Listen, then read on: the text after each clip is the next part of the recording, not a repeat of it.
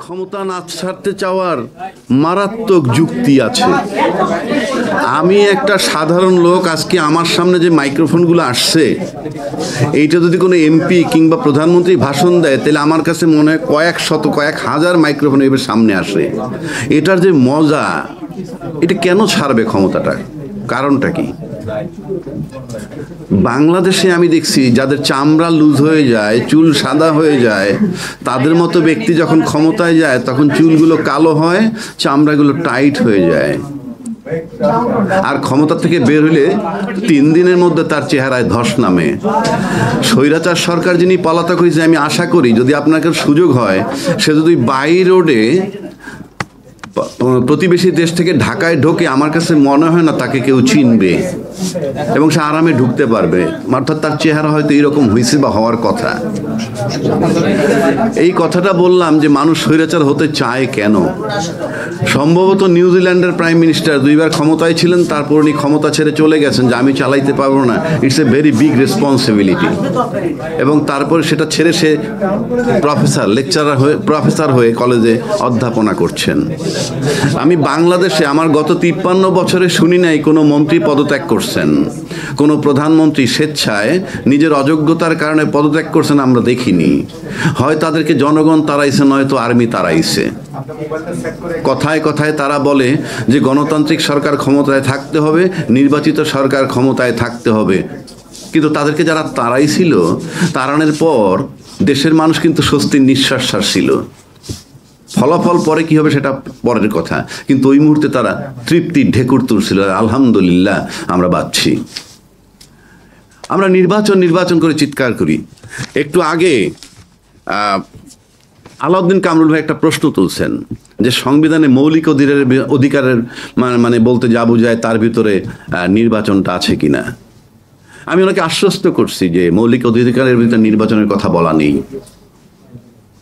মৌলিক অধিকারের ভিতরে যা বলা আছে আমরা সবাই জানি, চলাফেরার স্বাধীনতা, কথা বলার স্বাধীনতা, আপনার সম্পত্তির স্বাধীনতা, আপনার জানমালের নিরাপত্তা, আপনার চিকিৎসা পাওয়ার, অন্ন বস্ত্র বাসস্থান ইত্যাদি পাওয়ার। এটা ইনশাআল্লাহ তাআলা এগুলো নিয়ে কেউ ভাবে না। যে দল ক্ষমতা যায় সেই দলের লোকগুলো সচ্ছল থাকে, তাও জনগণকে চুষে। যার লায়ন পার্ট উপর দিকে যায়, উপর দিকে গেলে তারা যখন ব্যাংকে রাখে, সেখান থেকে আবার আবুল বারাকাত, এসালামের মতো লোকেরা হাজার হাজার কোটি টাকা নিয়ে প্রাডো জিপ চালায়, কিছু রাজনীতি ব্যক্তিকেও কিনে ফেলে। দিস ইজ দ্য ক্যারেক্টার আর সিনারি অফ বাংলাদেশ। আবার আমরা ইসলামী রাষ্ট্রের কথা বলি। ইসলাম নিয়ে একটা আতঙ্ক আছে বাংলাদেশের লোকের কাছে। সৌদি আরব কিন্তু অনেকে মনে করেন সৌদি আরব ইসলামের model. No, it is not correct. It is not correct, I am telling you. আপনাকে জনগণ, পৃথিবীর যে কোনো সংবিধান জনগণের ইচ্ছায় সংবিধান হবে, সংবিধানের ইচ্ছায় জনগণ নয়। এটা তামাশা না। আপনি যখন ইসলামী রাষ্ট্রের কথা বলবেন কিংবা মুসলিম অধ্যুষিত দেশের কথা বলবেন, আপনার কাছে মডেল ইরান কিংবা আফগানিস্তান আসে কেন? আপনাদের কাছে ইন্দোনেশিয়া, মালয়েশিয়া, তার্কি কেন আসে না? ওই দেশে কি ইসলাম নাই? বিখ্যাত দার্শনিক ফ্রান্স থেকে গেল, কি বলে, হ্যাঁ, তার্কি থেকে ফ্রান্স গেল। ফ্রান্স ঢুকে গেছে, সে তো তার্কির ভদ্রলোক, ইসলামী চিন্তাবিদ। 2 দিনের কথা বলে সে 7 দিন পরে আসছে। সাংবাদিকরা তারা জিজ্ঞেস করলো, আপনি একজন মুসলিম কান্ট্রির একজন বিখ্যাত দার্শনিক, ফ্রান্স গিয়ে 2 দিনের কথা বলে 7 দিন ছিলেন, কি পেয়েছেন সেখানে? উনি জবাব দিয়েছিলেন যে তার্কিতে হয়তো মুসলমান আছে কিন্তু ইসলাম নাই, ফ্রান্সে মুসলমান নাই, ইসলাম আছে। So that is the main thing. আপনি ইসলাম ধারণ করা আর ইসলামী লেবাস ধারণ করা এক নয়। We need the internal change, not the external change.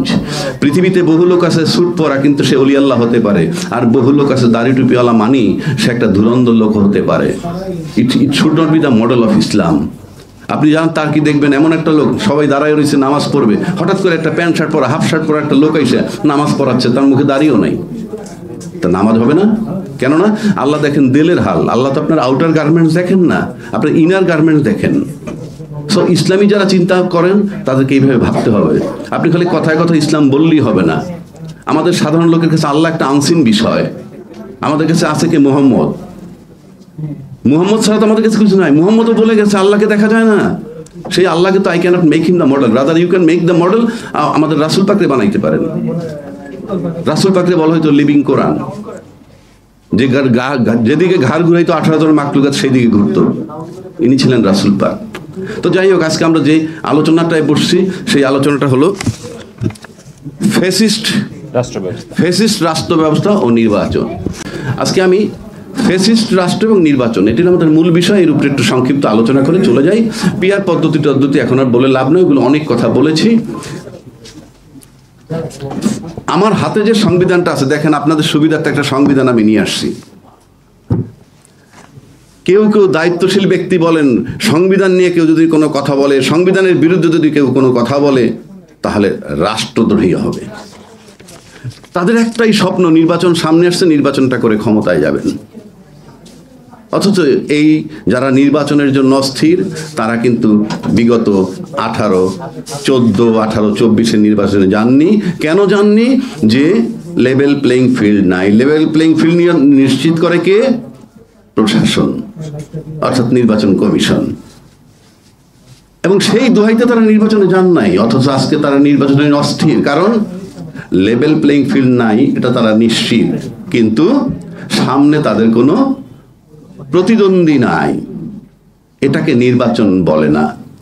আপনি যখন জেনে শুনে আপনার প্রতিদ্বন্দ্বী নাই বলে নির্বাচনে যাবেন, সেটা কিন্তু আপনার ইন্টেনশন। আপনি কোর্ট কাছারিতে যান, যেখানেই যান, আপনি একজন সালাম দিলেন, সালাম দিলেই শান্তি বর্ষিত হয় না, কারণ আপনার উপরে সেই রহমত নাই। আবার উল্টা দিকে আসেন, সালামের বহু কারিশমা আছে। আমাকে একজন সালাম দিচ্ছে সকালে, আসসালামু আলাইকুম স্যার। আমি বললাম তোমার টাকা 20,000 আমি আগামী সপ্তাহে দিয়ে দিব। This was my reply. তার সালামটার মানে হচ্ছিল তাগাদা। So there are many ways to speak. কাজেই আপনারা কে কি বলেন, নির্বাচন যারা চাচ্ছেন তারা গণতন্ত্রের দোহাই দিচ্ছেন না, আমার সামনে প্রতিদ্বন্দ্বী নাই তাই নির্বাচন চাচ্ছি। So what ever the form is, কেউ মাইন্ড করলে করতে পারে। কেউ বলে কতক্ষণ আমাকে জামাত, কেউ বলে কতক্ষণ আমি বিএনপি, কেউ বলে কতক্ষণ আমি এনসিপি। বাট আমি বলছি আমি বাংলাদেশ পন্থী। There is no way.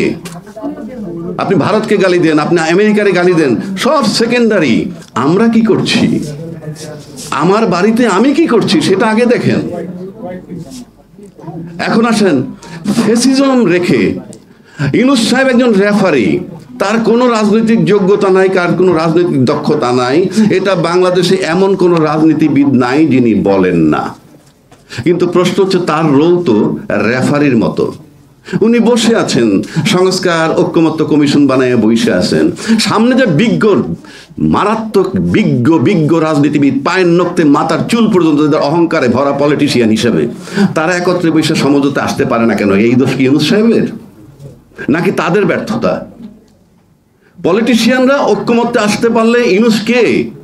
সবাই ঐক্যমত্যে এসে যদি বলে ইউ জাস্ট গেট লস্ট, আপনাকে দরকার নাই, সেটা কি কেউ বলতে পারতেছে? তাহলে আমরা কেন তাকে শুধু ব্লেম দেই? তার টাকা মকুফ হয়েছে, সেটা নিয়ে আমার প্রশ্ন নাই। কেউ বলে এনসিপি শত কোটি টাকা কামাইছে।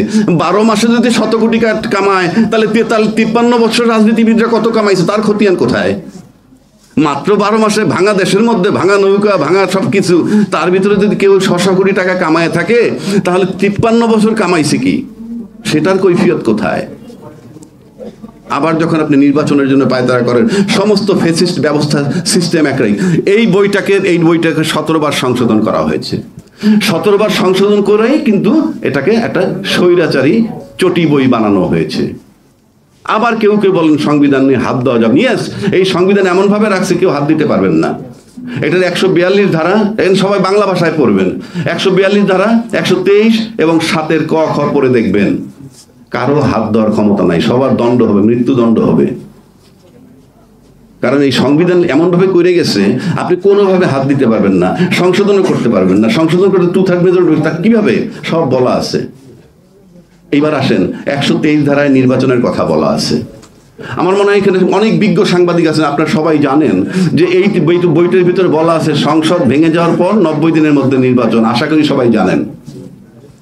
তো সংসদ ভেঙে গেল 8ই অগস্ট 2024, তাহলে সেই মোতাবেক নির্বাচন হওয়ার কথা 7ই নভেম্বর 2024। এরপরে নির্বাচন কমিশন নির্বাচনের ডেট ফেব্রুয়ারি 2026 দিল। কোন আইনে? এবং এই সংবিধানে বলা আছে প্রধানমন্ত্রী ক্ষমতায় থেকে তারপরে নির্বাচন করবেন, এই আইনটায় বলা আছে।